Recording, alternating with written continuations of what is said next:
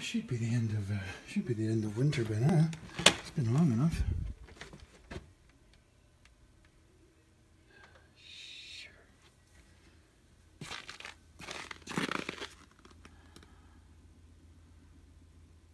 Damn it.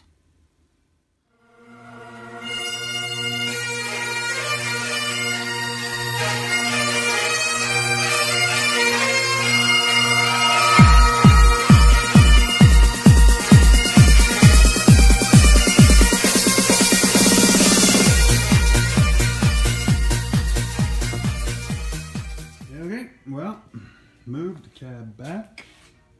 Guess I gotta get in here and lighten all of this. That's gotta come off. Get it back to just a vertical piece. And then gotta clean this whole lip up. Take all of this stuff off. Take all of this stuff off. Because I want to be able to just clean this all right off into there. And same on this side. Take this off up here, over there, down into there. Take all this off. Down through here and down through there. Yeah. Well, we'll see. Welcome back. So back at the dumpster. So as you can see, we've sort of taken a step backwards. But it's actually forwards. So as you can see, this is all cleaned away off. So this lets me get the cab as close up to here to give me as much room for the engine. So now what I have to do is I have to make pieces that attach to here that then this attaches to. Because to get sort of the pickup sort of an idea, and plus to give me lots of room in the cab, because pickup you're sort of more upright, I've had to make these spacers. Yeah, it's a bit of a step backwards because I put them on, but then I ended up with not enough metal. But what's going on here is, I'm going to turn this around. So I've got joggles going two different directions. So this direction is so I've got the flush edge on the inside of the truck, and then this joggle is so when it joins on here, you just get the surface that the surface that the welding is on, which sticks out a little bit in there, and then it steps back out a little bit to line up with the cab. So yeah, I just got to joggle the flange on the next one with my pistol grip.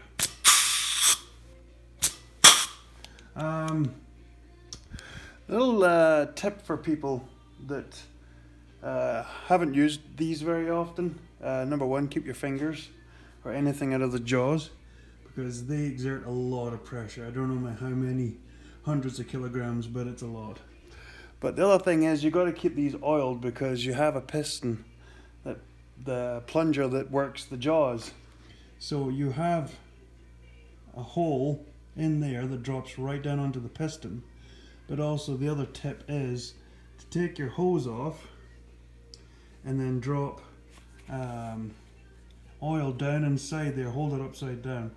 Drop oil down inside there, and while holding it upside down, hook it back up and press the button a few times. Click, click, click. And then the air will actually blow the oil on through. That way everything is lubricated, because well, you're not going to hurt anything by pouring a whole bunch of oil in there. So yeah. So what I've got to do is put the joggle, the flange onto this one, and then I'm going to punch the holes. But I don't know if it's just the gun that I have, but the holes are awfully small to do the welds into. So what I do is each one I punch like a double hole, and that gives me a lot of room just to to burn a good weld in there to get the adhesion, because this has got to be really strong, because literally the whole thing will fall apart if I don't get good penetration. So I'll bring you back when all this is done and start welding.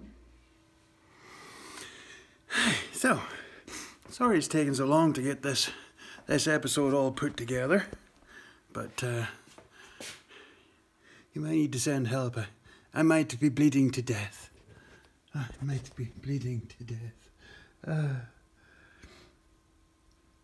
Yeah, just shows you it's not Scotch. It's actually red stuff. It's not amber stuff. And you know how that happens? Well, that's what happens when you wear your glove on your left hand, when your right hand has the welding, the welding gun in it, welding gun in it, and then you just put the gun down just to move something, and you stick your hand in somewhere where it shouldn't be, and you go to pull it out, and there's cut metal in there.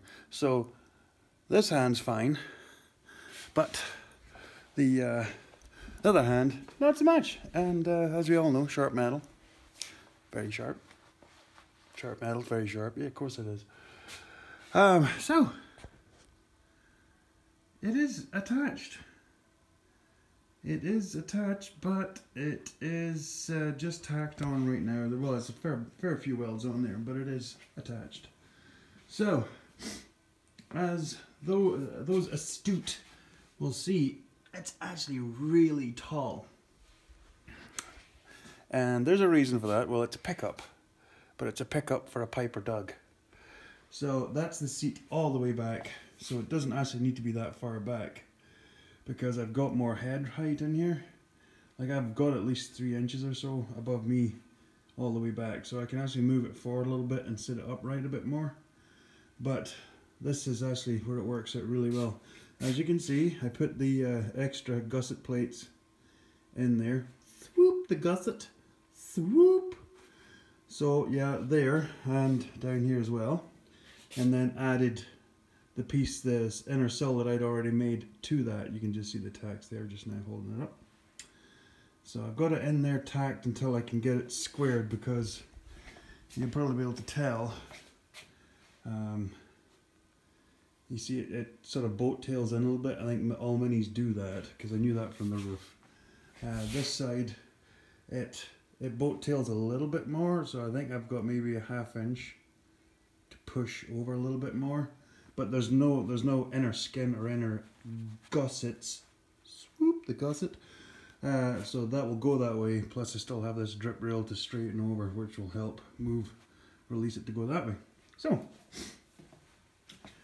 yeah, I managed to squirrel this as far forward as you can see in there.